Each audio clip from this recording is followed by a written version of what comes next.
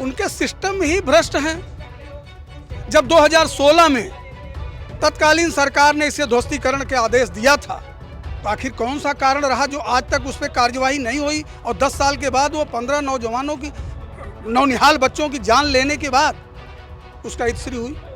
लगभग कितने शव अपने आंखों से देखे बच्चे थे? लगभग 20 से 30 साल की उम्र के बीच के बच्चे जो भारत का भविष्य बन सकते हैं। एज तो हम नहीं बता सकते एग्जैक्टली, क्योंकि बॉडीज़ को जब उतारा गया तो एज तो अंदाजा नहीं रखा, लेकिन ये है कि करीब मेरे ख्याल से 15 बॉडीज़ के आसपास से, मे बी ऊपर भी हो सकती है। ऐसे ही पता नहीं ना जाने कितने लोग मौत के साए में रोज बैठ रहे हैं और पढ़ रहे हैं।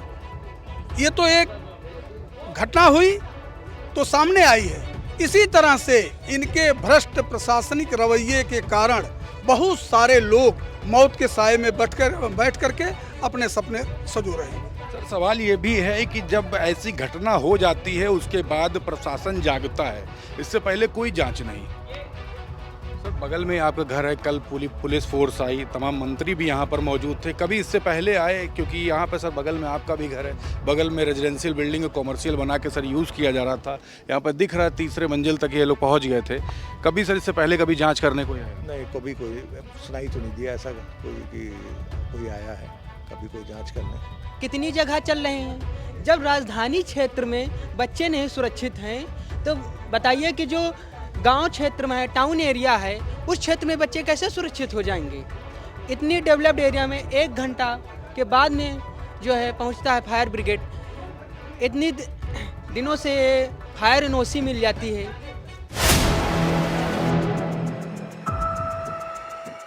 4 PM न्यूज़ नेटवर्क में आप सभी का स्वागत है। मैं हूं क्षितिज कांत।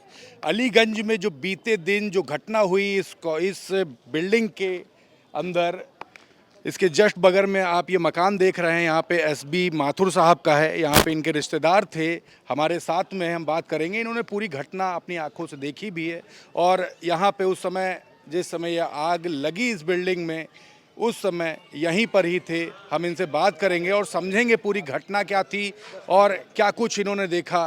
सर, पहले सर अपना नाम बता दें हमें। SK माथुर मेरा नाम है। सर, कब से इधर रह रहे हैं आप? नहीं, मैं रह नहीं रहा हूँ, ये मेरे कज़िन ब्रदर इसमें रहते हैं जी। तो मैं, जब ये घटना हुई तो मेरे पास फ़ोन आया तो मैं आया यहाँ पे।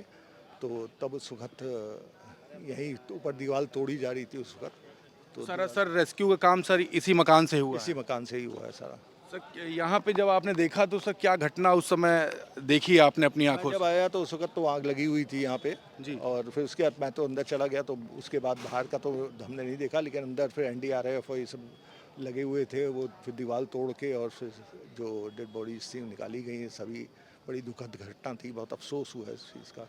सर, लगभग कितने शव अपने आंखों से देखे बच्चे थे? लगभग 20 से 30 साल की उम्र के बीच के बच्चे जो भारत का भविष्य बन सकते हैं। एज तो हम नहीं बता सकते एग्जैक्टली, क्योंकि बॉडीज़ को जब उतारा गया तो एज तो अंदाजा नहीं रखा, लेकिन ये है कि करीब मेरे ख्याल से 15 बॉडीज़ के आसपास से, मे बी ऊपर भी हो सकती है, निकाली गई थी यहाँ।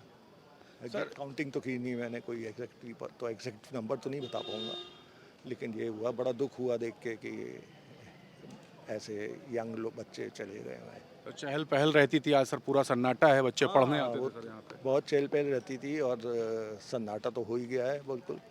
और सभी को अफसोस है, यहाँ रहने वालों को सबको बहुत अफसोस हो रहा है इस बात का। अब कमर्शियल बना दिया गया था इसको, रेजिडेंशियल एरिया को, तो हाँ ये सर, ये भी सर बड़ी चर्चा हो रही कि पूरा रेजिडेंशियल एरिया है, इसको सर कमर्शियल यूज़ किया जा रहा है। कमर्शियल यूज़ किया जा रहा है रेजिडेंशियल को। और कमर्शियल करने के साथ साथ सबसे बड़ी बात है कि देखिए, उसमें कम से कम बच्चों को फंस गए हैं जो उनके निकलने की कोई जगह नहीं थी इसमें। ये बहुत ही कोई फायर एग्जिट नहीं था। कोई फायर एग्जिट नहीं था, तो ये बहुत ही गलत चीज़ थी इसमें। तो किसको सर जिम्मेदार मानते हैं इस पूरी घटना का? जस्ट बगल में ही सर आपका घर था, आपने सर पूरी घटना अपनी आंखों से देखी है। जिम्मेदार तो हम क्या कहें, जिम्मेदार तो ये है, हम कहेंगे कि जिन्होंने लिया हुआ था, किराए पे लिया हुआ था, उनको ये सोचना चाहिए था कि इसमें कम से कम निकलने की, बच्चों कभी कोई हादसा हो जाए, कुछ हो जाए तो निकलने के बच्चों की जगह हो। इतने सारे बच्चे को एक साथ बुला के किसी जगह बैठा रहे हैं तो वहाँ कम से कम सेफ्टी नॉर्म्स तो फॉलो करना चाहिए था। सर बगल में आपका घर है, कल पुलिस फोर्स आई, तमाम मंत्री भी यहाँ पर मौजूद थे, कभी इससे पहले आए? क्योंकि यहाँ पर सर बगल में आपका भी घर है, बगल में रेजिडेंशियल बिल्डिंग को कमर्शियल बना के सर यूज़ किया जा रहा था, यहाँ पर दिख रहा है तीसरे मंजिल तक ये लोग पहुँच गए थे। कभी सर इससे पहले कभी जाँच करने कोई आया? नहीं, कभी कोई सुनाई तो नहीं दिया ऐसा कोई कि कोई आया है कभी कोई जांच करने। अच्छा सर, इधर पास में भी ये भी बातचीत हो रही कि तमाम यहाँ पे ऐसे घर हैं जहाँ बच्चे रहते हैं, किराए पर रहते हैं, कोई उसकी भी जांच नहीं होती, आगे भी कोचिंग्स हैं जिसके बोर्ड हटा दिए गए हैं। नहीं, उसका मुझे आइडिया नहीं है बिल्कुल भी, मैं इसके बारे में आपको कोई भी नहीं दे सकता। घटना पे सर आप क्या कहेंगे और प्रशासन से क्या सर उम्मीद करते हैं? हम प्रशासन से ये उम्मीद करते हैं कि आगे हमेशा जब भी ऐसी कोई जगह हो तो उसकी जांच ज़रूर होनी चाहिए कि उसमें कम से कम आग लगे या कुछ ऐसा हो तो हादसा हो तो बच्चे निकल सकें, जो भी है। ख़ास तौर से हमारे यंग बच्चे जहाँ पे रहते हैं, बहुत ही बुरा लगता है जब ऐसा उनके साथ हो जाता है तो कम से कम उसकी देखना चाहिए, उसकी जांच होते रहनी चाहिए। काफ़ी दर्दनाक घटना है, आपने आई विटनेस को सुना, यहाँ पे तमाम लोग और भी हैं इस बिल्डिंग के बाहर, हम बात करेंगे। सर पहले अपने बारे में थोड़ा बता दें। मैं Ajit Kumar Yadav, advocate, high court Lucknow. Sir इतनी बड़ी घटना हो गई, अभी तक के कोई जवाबदेही नहीं, एसआईटी गठित कर दी गई, क्या मानते इतना पर्याप्त है? पर्याप्त नहीं है, ये बहुत ही दुखद एवं दुर्भाग्यपूर्ण है। और ऐसे ही पता नहीं ना जाने कितने लोग मौत के साए में रोज बैठ रहे हैं और पढ़ रहे हैं। ये तो एक घटना हुई तो सामने आई है। इसी तरह से इनके भ्रष्ट प्रशासनिक रवैये के कारण बहुत सारे लोग मौत के साए में बैठ करके अपने सपने सजो रहे हैं। सर सवाल ये भी है कि जब ऐसी घटना हो जाती है उसके बाद प्रशासन जागता है, इससे पहले कोई जांच नहीं। उनके सिस्टम ही भ्रष्ट हैं।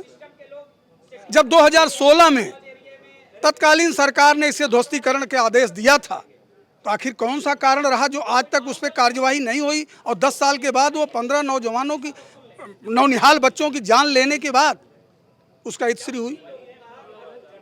इसके लिए आप खुद सोच सकते हैं कि अगर प्रशासनिक और शासन के लोगों की लापरवाही और सह न होती तो इतना दुखद परिणाम हम लोगों के सामने न होते। मैं आपसे क्षमा मांगता हूं कि इस दुखद घटना को राजनीतिक रूप से न देखा जाए, बल्कि जिम्मेदार सरकार के नाते उसे देखा जाए। मैं किसी दल की बात नहीं करता हूं, किसी के कौन जुड़ा है कौन कटा है इस पे मैं नहीं जाता, लेकिन यह जरूर है कि 15 मासूम बच्चों का और जो घायल हैं उनके परिवार की जिंदगी बर्बाद कर दिया इनके भ्रष्ट कारनामों ने। बिल्कुल सर, आप लोग क्या कह रहे हैं? यहाँ पर आप लोग भी हैं लगातार, अगर कल से पहले की बात की जाए, यहाँ पे छात्र रहते थे, पढ़ाई करते थे, लेकिन कल से बिल्कुल एकदम सन्नाटा पसरा हुआ है। एकदम से सन्नाटा पसरा हुआ है, बहुत ही दुखद घटना है। यहाँ मौत का मंजर आगों के साथ खिला गया, जितनी आग की लपटें थी उतने बच्चे ऊपर से गिर रहे थे। हम लोग जो वीडियो देखे हैं बहुत ही दुखद और दुर्भाग्यपूर्ण है। इसमें शासन प्रशासन की पूरी लापरवाही है। इस बिल्डिंग को गिराने का आदेश 2016 में हुआ था, लेकिन प्रशासन के संरक्षण में ये बिल्डिंग आज तक नहीं गिरी और इसमें जो है कोचिंग संचालन और तमाम घटनाएँ ऐसे होती रहीं, लेकिन प्रशासन आँख मूंद कर देखता रहा। जब ये घटना घट गई तो प्रशासन जागा है, अब कह रहे हैं एसआईटी जांच। एसआईटी कोई जांच नहीं होती है, वो शासन प्रशासन जो है ध्यान भटकाने का एक तरीका है कि इससे लोगों का जो है ध्यान अलग चला जाए, इसलिए एसआईटी गठित की जाए। मेरा शासन से मांग है कि जो बच्चे मृत हुए हैं उनके परिवार वालों को कम से कम 1 करोड़ का मुआवजा दिया जाए और उनको सरकारी नौकरी दी जाए। बिल्कुल, आप स्टूडेंट हैं? जी मैं स्टूडेंट हूँ। नाम क्या हुआ सर? अतुल कुमार यादव मेरा नाम। तो अतुल भाई, इतनी बड़ी घटना हो गई, आप लोग पढ़ाई करने जाते हो, कोचिंग में पढ़ते हो, यहाँ पे कहा जा रहा है कोई फायर एग्जिट नहीं थी, 15 छात्रों की जान चली गई जो तैयारी कर रहे थे, पूरा सन्नाटा पसरा हुआ, मातम का माहौल है, क्या मन में आ रहा है? ये घटना को देख करके आत्मा जो है बहुत तृप्त है और अंदर जो है एक डर बैठ गया है कि लखनऊ में मान लीजिए कि इतना डेवलप्ड एरिया, उसके बाद में भी 1 घंटे बाद फायर ब्रिगेड पहुंचती है। ऐसे कितने संस्थान चल रहे हैं, कितनी जगह चल रहे हैं। जब राजधानी क्षेत्र में बच्चे नहीं सुरक्षित हैं तो बताइए कि जो गांव क्षेत्र में है, टाउन एरिया है, उस क्षेत्र में बच्चे कैसे सुरक्षित हो जाएंगे। इतनी डेवलप्ड एरिया में 1 घंटा के बाद में जो है पहुंचता है फायर ब्रिगेड। इतनी दिनों से फायर एनओसी मिल जाती है इस बिल्डिंग को, जबकि इसका कोई जो है वैधिक नहीं था, वैलिड नहीं था, फिर भी इसको जो है एनओसी फायर ब्रिगेड से मिल जाती है। तो ऐसा क्या है? इसलिए हम स्टूडेंट हैं, हम दर्द समझ रहे हैं, हम सरकार से मांग कर रहे हैं कि जितने भी बच्चे यहाँ पे इनकी मृत्यु हुई है, जान मासूमों ने गंवाई है, उन सभी बच्चों को कम से कम 1 करोड़ रुपए का मुआवजा मिले और उनको उनके घर परिवार वालों को एक एक सरकारी नौकरी मिले। और एसआईटी तो एक जो है, जितनी भी घटनाएं होती हैं सबका सरकार क्या करती है, तुरंत एसआईटी गठित कर देती है, लेकिन उस एसआईटी की जांच कौन करेगा? यह सिर्फ ध्यान भटकाना है। ऐसे घटनाएं नहीं रुक रही हैं, घटनाएं बराबर चल रही हैं, बस एसआईटी गठित हो जाती है। तो एक एसआईटी गठित करना ये इसका कोई समाधान नहीं है। बिल्कुल, देखिए नाराज़गी काफ़ी है। ये तमाम लोग हैं जो इस घटना को देख करके काफ़ी दुख में हैं। काफ़ी परिवारों ने अपने बच्चों को खोया है जो सरकारी नौकरी की तैयारी करने के लिए यहाँ पर कोचिंग पढ़ने आए थे। कोचिंग की कोई फायर एनओसी नहीं थी, कोई फायर एग्जिट नहीं था और नौजवानों की जान चली गई। रिपोर्ट पर आपकी क्या राय है? कमेंट बॉक्स में लिखें और जुड़े रहे 4 PM न्यूज़ नेटवर्क के साथ। मैं हूं क्षितिज कांत, कैमरा पर्सन शुभम के साथ 4 PM न्यूज़ नेटवर्क के लिए। धन्यवाद।